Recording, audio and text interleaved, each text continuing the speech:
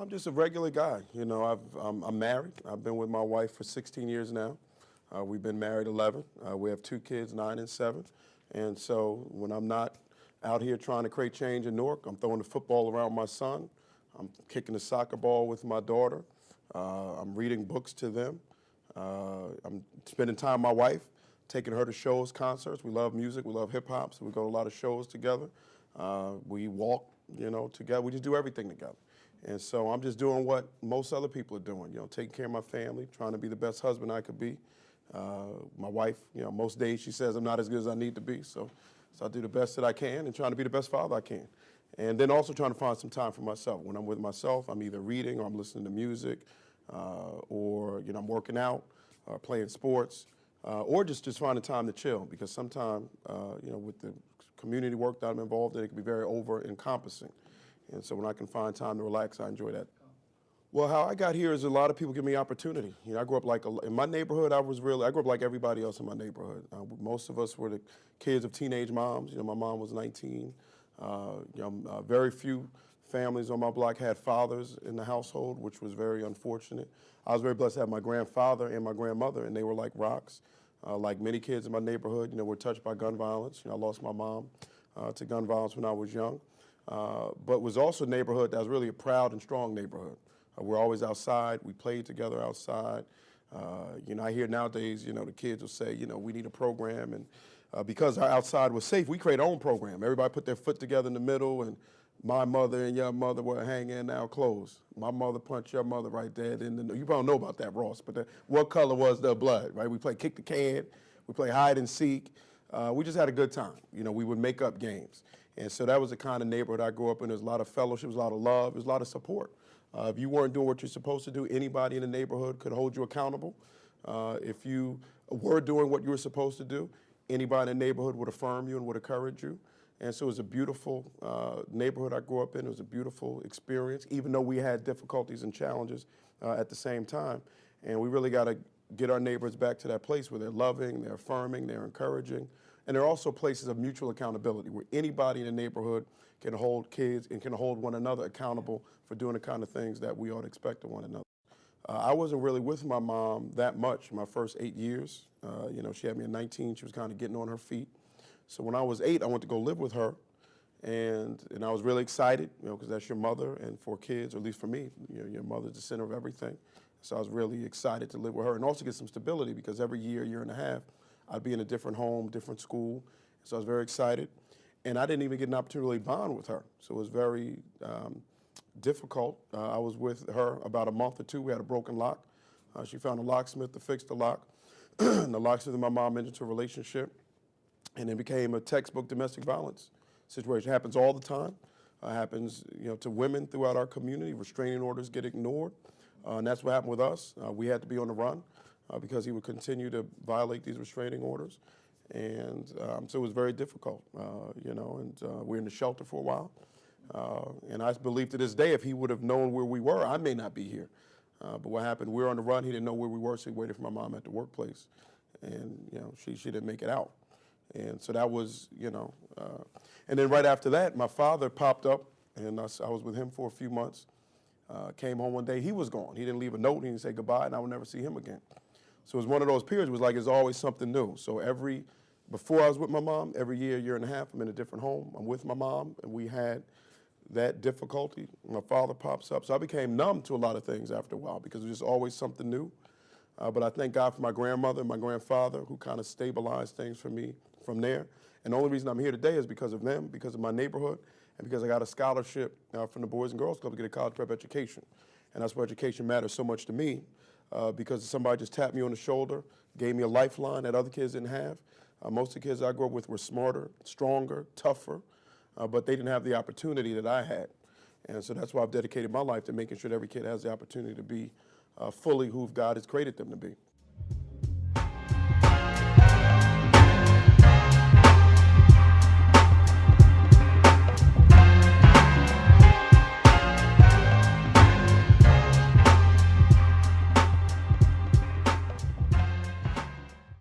Among other managerial experience I've had, when I was at the state level, I was actually the third most senior official in the Attorney General's office. And in that capacity, I was in charge of about 1,300 employees who reported up to me and budget of about $170 million. That included the multi-state investigations that the state of New Jersey involved itself in, the Juvenile Justice Commission, so any child who commits a crime goes to the care of the Juvenile Justice Commission. It also included the Civil Rights Division and the Victim of Crimes Compensation Office. And for example, in the Juvenile Justice Commission, which was the largest organization I was responsible for, when we came in, we faced a situation in which only 15% of the kids who were convicted of crime in New Jersey would receive a GED. The average kid was 17 years old, but only on a 5th grade level academically. And there was a spirit among some that we ought to just warehouse these kids, that we can't turn these kids' lives around. And our team fundamentally rejected that. We believe these children are beautiful and are geniuses, and we proceeded to invest in opportunity.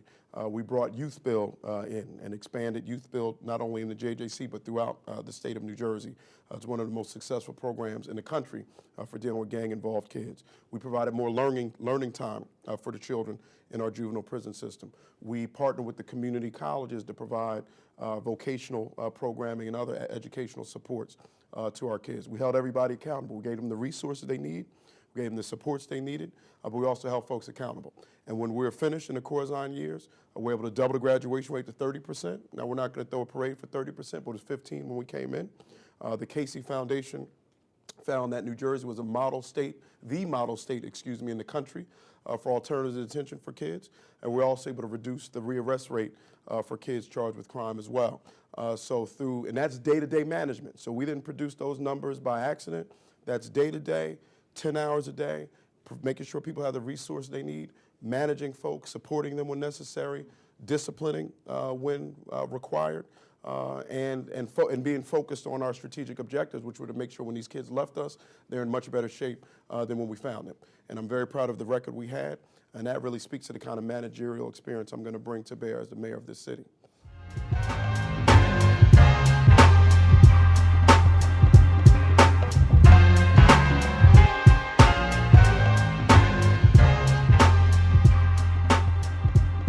What I try to do in difficult circumstances and crises is to slow down and calm down.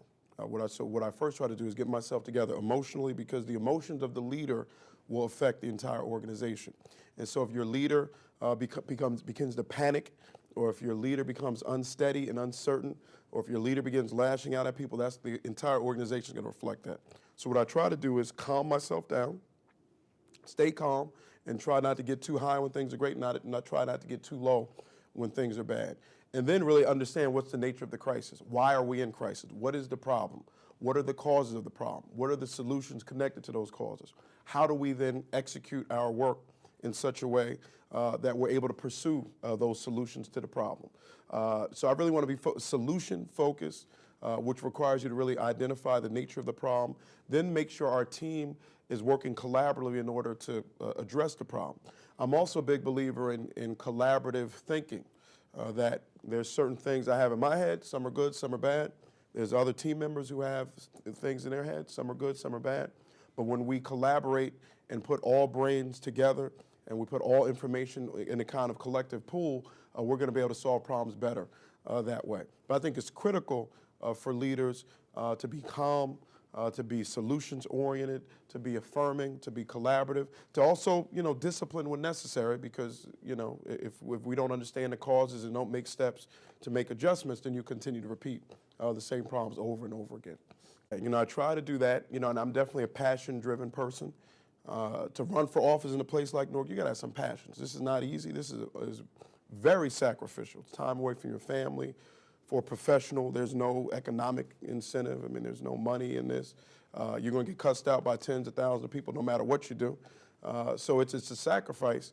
And for me, at least, I'm in this space, and the sacrifices are sacrifices that aren't really sacrifices to me, because I love doing this work, because I'm passionate about my community. I'm passionate about using the skills and gifts God has given me to make a difference in this community. And when you're passionate, you're not always going to be calm. And I'm not always calm.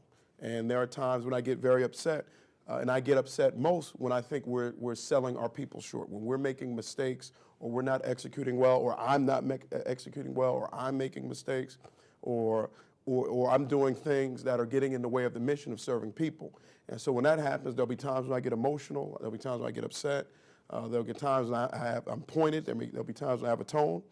But I try to, when I do that, apologize if I go too far. And normally I don't, but if I do go too far, to apologize and let people know I'm a human being. I'm not a robot. I'm a human being. I get upset from time to time. I get angry from time to time. But it's almost always connected to what are we doing or not doing to make a difference in people's lives.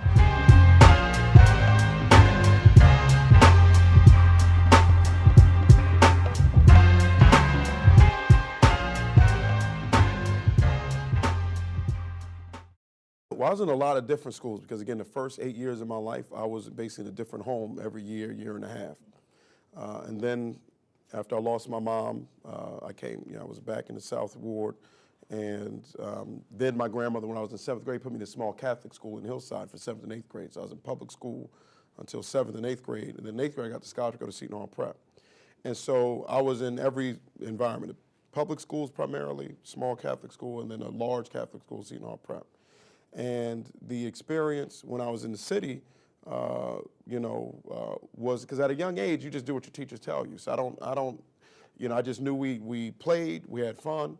I loved my classmates, and I knew we had teachers who loved us, both when I was in Newark, when I was outside of Newark, and they always pushed us to be the best that we could be. When I got to Seton Hall Prep, it was definitely much more rigorous. Everything was much more rigorous. I mean, the teachers were focused and precise about everything. Every comma, every semicolon, every em-dash, every parenthetical. And really the education I got there really, I believe, gave me the foundation that built upon what I had K through 8. But the high school education I had really prepared me, for where I am today. The teachers I had were brilliant. They were hardworking. They were smart. They loved the kids, and because they loved the kids, they held us accountable for everything. I still remember to this day a long paper I wrote back in like 11th or 12th grade. And the teacher liked large parts of it, but he would talk about, why did you use a semicolon here and not an em-dash? And why did you em-dash and not a colon? And if you want to emphasize what comes after the em-dash, then you might want to use a colon. And so he was very precise on everything. And so that attention to detail, that preparation is what enabled me to be successful in college and beyond. It was all in that foundation I had, K through 8 and then in high school. And I think young people in Newark are doing a whole lot more outside of school than I had to deal with. So when I grew up, we had our issues. Crack trade was strong in the 80s when I grew up. We had carjackings, but I was never worried about being killed. I mean, I might, you might get into a fight, and sometimes you fought and won, sometimes you fought and lost, sometimes you ran. You figured out what you need to do based upon the situation. But I was never worried about being killed, and we didn't have organized gangs in my neighborhood the way we have now. I mean, we had kind of street crews who would get into trouble here and there, but it's not like we have now. We have organized gangs that are involved in crimes of violence and young people being shot and killed. Just Tuesday night, I was with a friend of mine who her son had just been shot 15 times on Tuesday. And so when you just talk to our kids, this affects them psychologically, where they are fearful to walk around in their neighborhoods. And when you have that sort of kind of psychosis in your brain and in your mind, that affects you wherever you go. It affects you when you come to the school. It affects you when you're walking to school. It affects you when you're leaving home from school. It affects you when it's time to think about homework, but you have other things in your head. We have kids dealing with post-traumatic stress because a classmate has been killed, a brother has been killed, a father has been killed, an uncle has been killed, a cousin has been killed. So all of that kind of psychological trauma that our kids are carrying with them, that oftentimes, because even when I lost my mom, we had no counseling. We just kept living. And I'm sure that's not the most healthy way to be. And so that just stuff stays in you, and it comes out in a lot of different ways. And so these kids have a whole lot more they're dealing with in their communities. They have a lot more violence. And also in the schools, there's a lot more upheaval as well, given some of the things happening in our school system. So I didn't necessarily have some of those challenges. We didn't have the public charter sector, when I was growing up. So you didn't have some of the challenges that's met in terms of what the district needs to do to improve itself. So, but the fundamental difference I see is what's happening in these communities and what's happening in these neighborhoods and what's happening in our families. And I never believe in either or. I'm a father, I'm a husband. My kids have been in every sector. They've been in a traditional public preschool. They were in a private school, now they're in a public charter school. I have the same questions wherever I go. First, my baby's gonna be safe, that's first and foremost.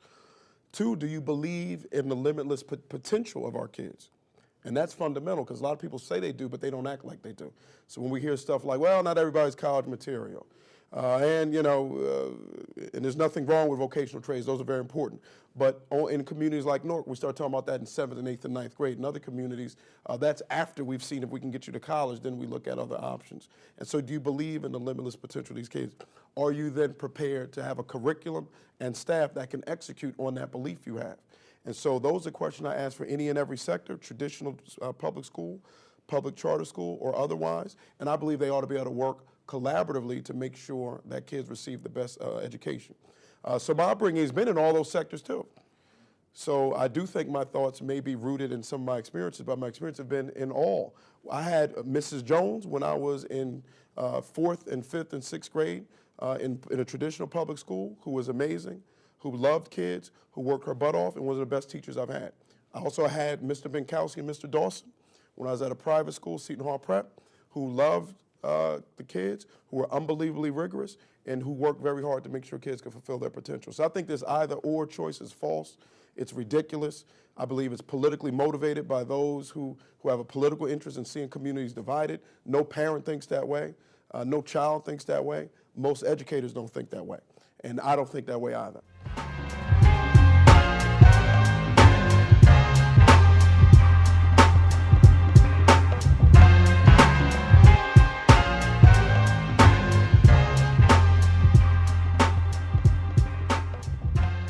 I think when you're a leader, a way to lead is through power and coercion, but most leadership, I believe, is actually through influence. And as the mayor, we only control a small set of resources. Many of the things we're going to do that we're going to have to do to be successful to move the city of Newark forward is going to have to happen in partnership with other people. Even on the economic development front, we need support from the state. We need tax credits from the Economic Development Authority. We need other sorts of clearances, from the state level. We need partnerships with the county. Similar when it comes to the schools. We need a mayor who can partner with the superintendent, who can partner with the state to do great things for our kids. And we also need a mayor who can let our partners know that partnership means that we need you, but also you need us. You can't be successful as a superintendent in Newark Public Schools if you don't have a good partnership with the mayor. That just can't happen. The mayor is elected by more people than any other position. The mayor has more leverage than any other person. And if you don't have a constructive relationship, that's going to catch up with you. But just as the mayor, if you're committed to the positive progression of our city, you want to be able to have a positive, constructive relationship with the superintendent because she has 37,000 of the most precious assets we have in the city, our babies, in her care. And so if you want to make sure those babies are receiving the kind of education they deserve, you have to be able to have a constructive relationship with that superintendent. So the idea that you have to have control in order to influence or to lead, I think, is one that I think is untrue because most leadership is going to be through influence. And I'm going to work very hard to have that sort of relationship with the superintendent to make sure that she understands that the goal she has to make sure every child receives a great education is one that I share and have been fighting for 15 years. But also understand that she's going to have to work with the mayor's office now. And she's going to have to work with this community. And I'm going to be the representative of this community and elected by this community. And if things that happen that aren't consistent with those values, we're going to hold her to account for those. And we're going to be uncompromising with that because if we can't do this work in partnership with our community, we'll have a lot of noise, we'll have a lot of disruption, but we won't be able to sustain the kind of changes and initiatives these children need to be able to fulfill all of their potential.